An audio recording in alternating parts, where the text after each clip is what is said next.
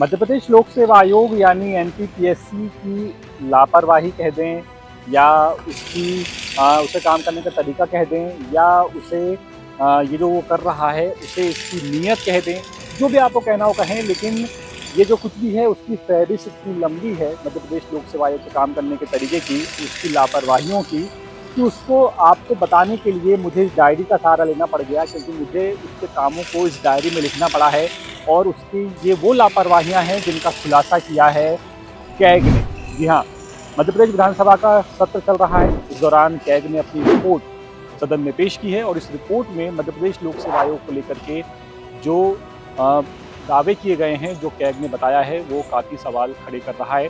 सबसे पहले अगर बात करें मध्य प्रदेश लोक सेवा आयोग के काम करने के तरीकों की, तो जो कैग ने अपनी रिपोर्ट में बताया, सबसे पहले उसकी मैं आपको उसके बारे में बताता हूँ। तो कैग का ये मानना है कि मध्य प्रदेश लोक सेवा आयोग का जो सिस्टम है वो सिस्टम पूरी तरह से फेल हो चुका है, ये कहना है कैग का।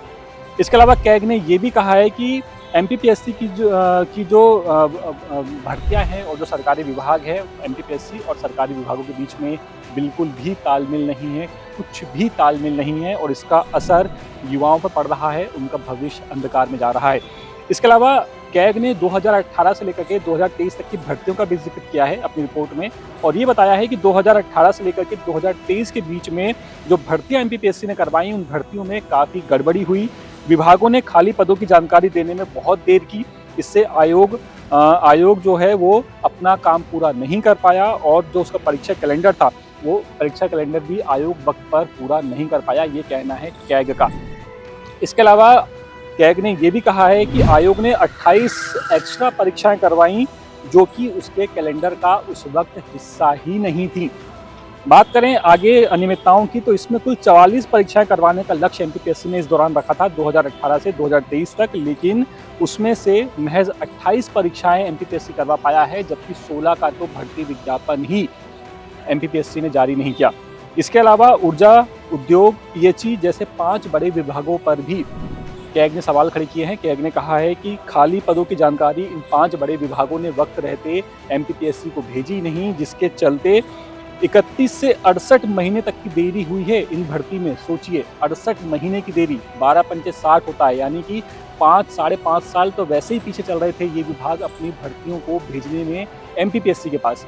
इसके अलावा अगर बात करें नियमों की, तो नियमों के तहत परीक्षा 6 से 18 महीने में होनी चाहिए थी, ये कहना है कैग का, लेकिन उन परीक्षाओं को पूरा करने में 25 महीने का वक्त लिया है एमपीपीएससी ने। 25 महीने की देरी हुई है और इन सब के चलते 3100 से ज़्यादा पद सीधे तौर पर प्रभावित हुए हैं, ये कहना है कैग का। 16 इंटरव्यू बोर्ड में से 15 का गठन हुआ, इसमें सदस्यों की भागीदारी वो भी कम रही। हमने आपको बताया था 10 सूत्र में भी आपको खबर दिखाई थी कि एमपीपीएससी का जो इंटरव्यू बोर्ड है उसमें सदस्यों की पूरी संख्या नहीं है। अभी कुछ महीने पहले ही सरकार ने एक एक्स्ट्रा सदस्य की नियुक्ति की है, तब जाकर के आयोग के पास फिलहाल मेंबर हो पाए हैं, वरना आलम ये था कि आयोग अपना इंटरव्यू बोर्ड ही पूरा नहीं कर पा रहा था।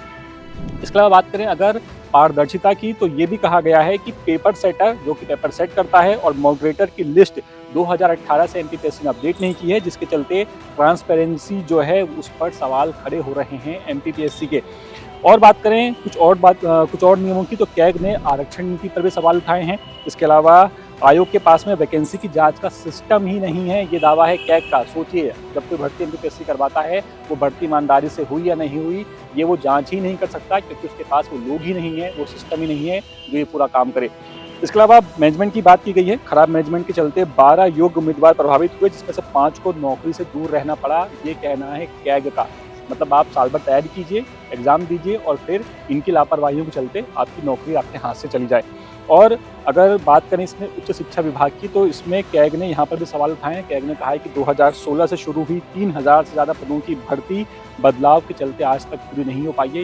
ये वही भर्तियाँ हैं जो कि आपको ध्यान होगा असिस्टेंट प्रोफेसर से जुड़ी हुई भर्तियाँ हैं जो कि एमपीपीएससी ने ही करवाई थी, वो अभी तक पूरी नहीं हो पाई हैं। इसके अलावा जो कुछ सुझाव भी कैग ने दिए हैं अपनी रिपोर्ट में, और सुझाव के तहत कैग ने ये कहा है कि अगर एमपीपीएससी को वाकई में अपनी छवि सुधारनी है तो उसे अनिवार्य समय सीमा तय करनी होगी एग्ज़ाम्स की, कि वो एग्ज़ाम तय वक्त पर करवाए। इसके अलावा अपने कैलेंडर का पालन करे और तो और अपने एग्ज़ाम शेड्यूल्स और अपनी परीक्षाओं में पारदर्शिता लेकर के आए, ये कहना है कैग का। तो सोचिए, जब कैग एक सरकारी संस्था पर सवाल उठा रही है उसे काम करने के तरीके पर, तो जो युवा हैं उनके मन में संदेह अगर पैदा ना हो तो क्यों ना हो। फिलहाल इस खबर में इतना ही। आप अपडेट्स के लिए बने रहिए द सूत्र के साथ, और कुछ भी आपके सुझाव हो वो भी आप हमें कमेंट करके बता सकते हैं। कैमरा पर्सन सहित खान के साथ नकुल द्विवेदी, द सूत्र। लेटेस्ट,